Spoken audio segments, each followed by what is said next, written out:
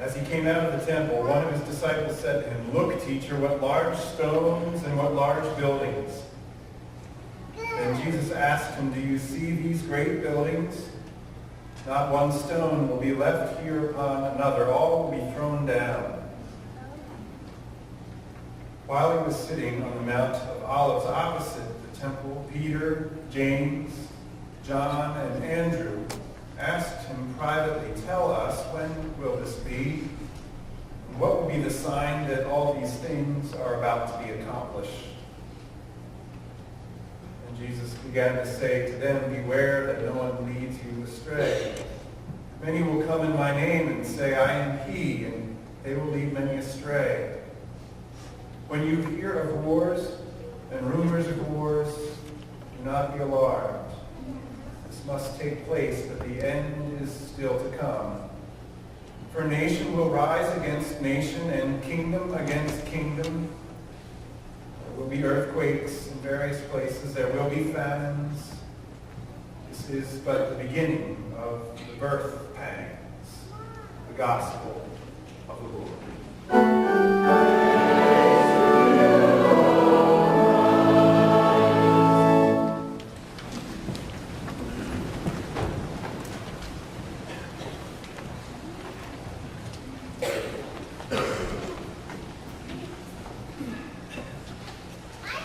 Jerusalem, my happy home, when shall I come to thee? When shall my sorrows have an end? Thy joys, when shall I see? You just heard these words sung by the choir in their anthem. They're also found on hymn 628, Jerusalem, my happy home. They are words authored by a priest in the 1500s who was taken prisoner during the aftermath and turmoil of the Reformation, Counter-Reformation, and 30 Years' War, which brought violence across Europe. The original version of this hymn has 26 stanzas. You guys could have handled 26 stanzas this morning. I'm not sure if they could have. It's a long time in prison to write words of hope and faith and longing, because I think the words of that hymn express, as people of faith, the longing in the midst of the uncertainty that we have as we face the world's heartache.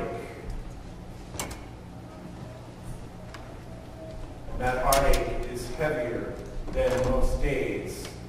This morning, my wife Jill spent a year as an exchange student in France in a town called Tours, not too far from Paris. Maybe you've lived there, or you know people there, you've traveled there for business. These are our brothers and sisters.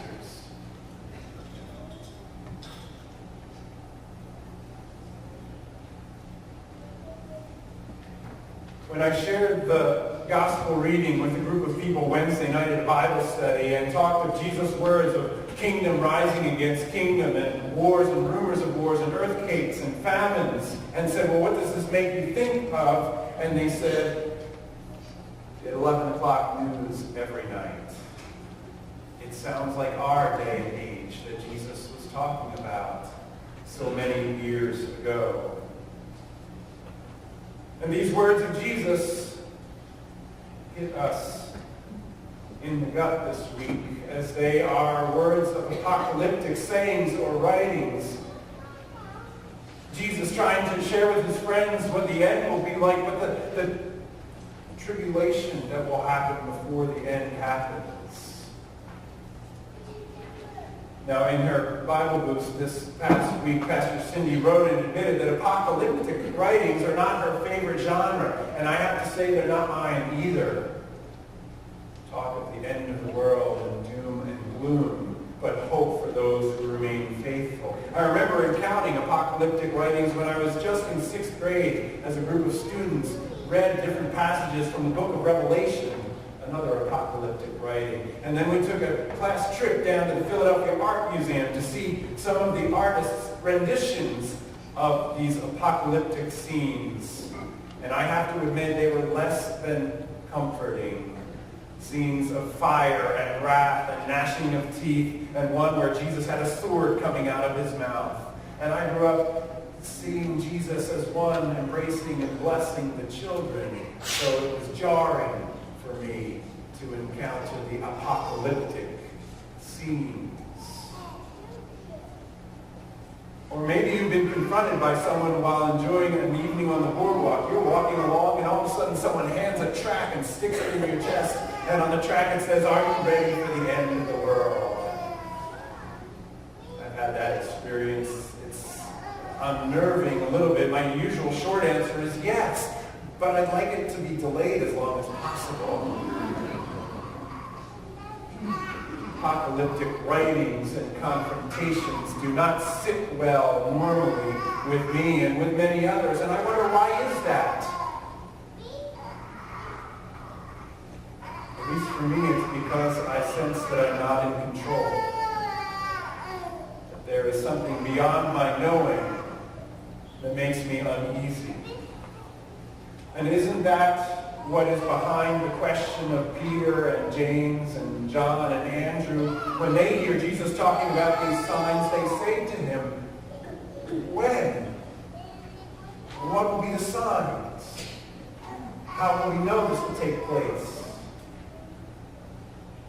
So too, they are uneasy with the sign of the times and trying to read them. But Jesus' message to them is to not give in, that in the midst of tribulation, hardship, sorrow, that they are to keep the faith. Do not be alarmed, Jesus said. Do not be led astray. Stay faithful in difficult times. This is one of the core messages of Scripture, and in particular of apocalyptic writings like we have here at the end of Mark's Gospel. Because Mark's community, to whom this was written, they were enduring persecutions for the sake of the faith. The possibility of death for claiming Jesus as Lord was real for them. And so the author and Jesus' words reach out to them as a word of hope, as a way to stay faithful, that in the end, history is his story, that God will reign through all the tribulation and the sorrow. Some of the context around this writing is, of course, that Jesus is talking about the large stones of the temple, and that second temple was completed right around Jesus' lifetime by Herod the Great. A building that was torn down in AD 70 by the Romans as they sieged Jerusalem and overthrew the Jewish people and their allies, burning the temple down. One little section of one of the outer walls remains to this day. Maybe you've been there or seen images of it. The Western Wall, it's called. Huge stones piled one on top of the other, where faithful Jewish people still gather for prayer. As they were coming out of that area, the disciples say to Jesus, "You see these great buildings," and he says, "Don't put your trust in earthly creations like this building or the structure or the institution behind this structure. Even this structure will be torn down," Jesus says. And that did happen. That prediction came true. The temple was torn down. But Jesus says the ultimate triumph over tribulation will still be God's. It's telling that the very chapter that follows these words of Jesus as he prepares his followers for the tribulation to come, it's telling that the very next chapter, chapter 14, starts with the words of Judas going to the chief priests and the scribes and the elders negotiating a betrayal fee. We're at the end of Mark's Gospel when Jesus is saying these things. And what follows is his passion story as he is handed over to the authorities and crucified. the gospel ends not with the cross, but an empty tomb. Keep faith, for God will overcome the tribulation of this world, is the message then and now.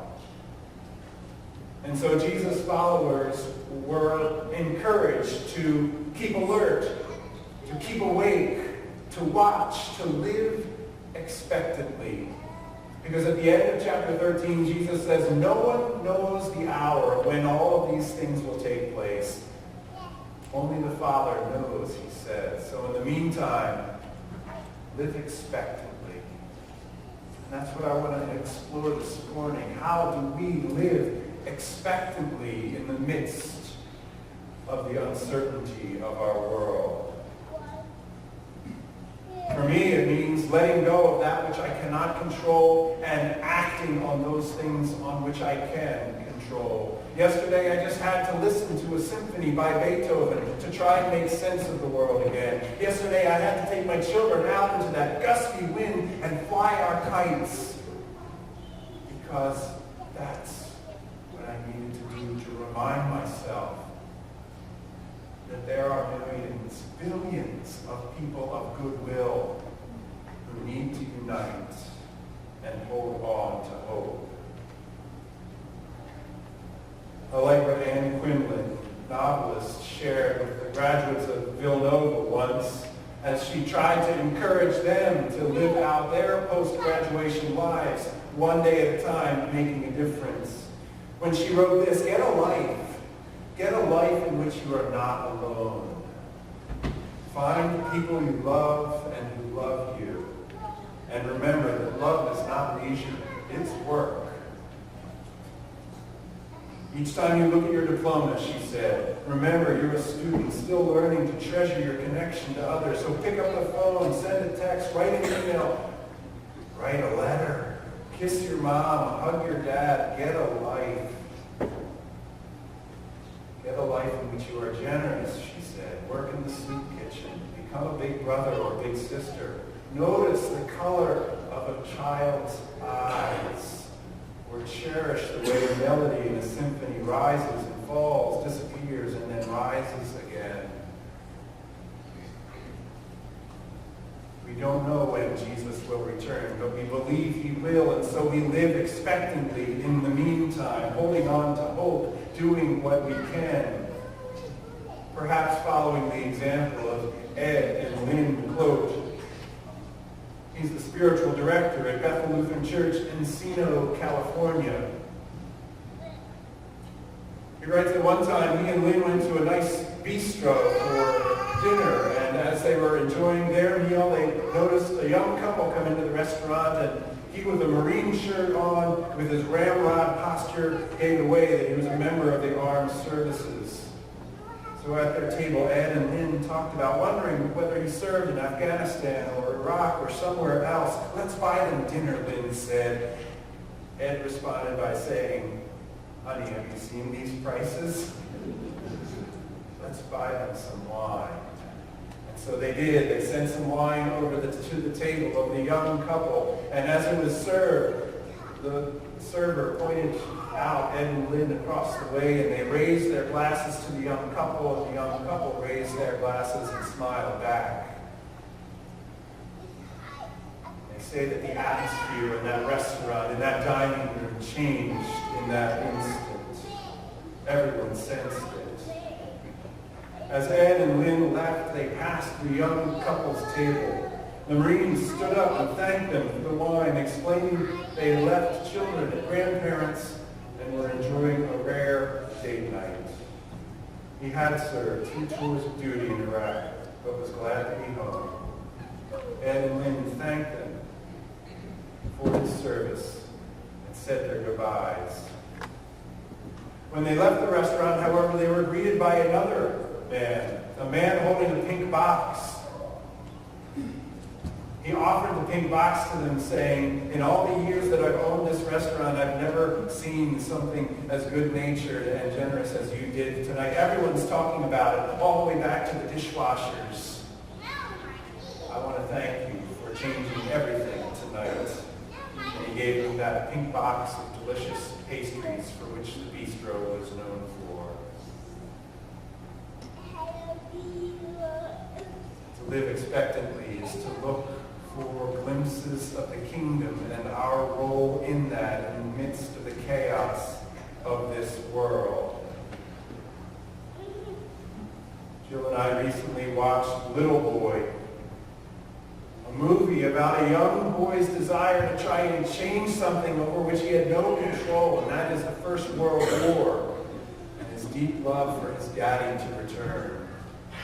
And wanting to do something in the midst of that, he went to his local priest and asked how he could have the faith the size of a mustard seed to make a difference in the world, and the priest shared with this young boy the list.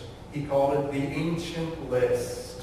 Do this, and you will make a difference in this world, the priest said. And the list is something we're familiar with. It said, visit a prisoner, feed the hungry, clothe the naked, bury the dead, care for the sick.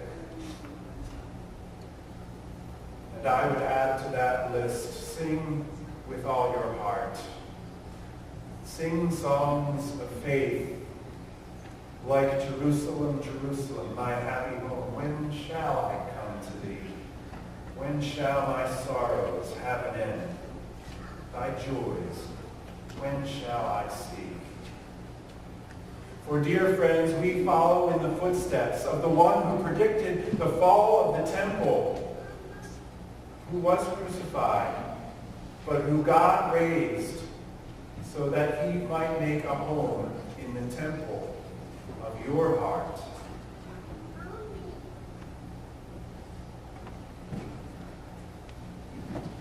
And now to him who is able to accomplish abundantly beyond all we could ask or imagine, to him be glory, now and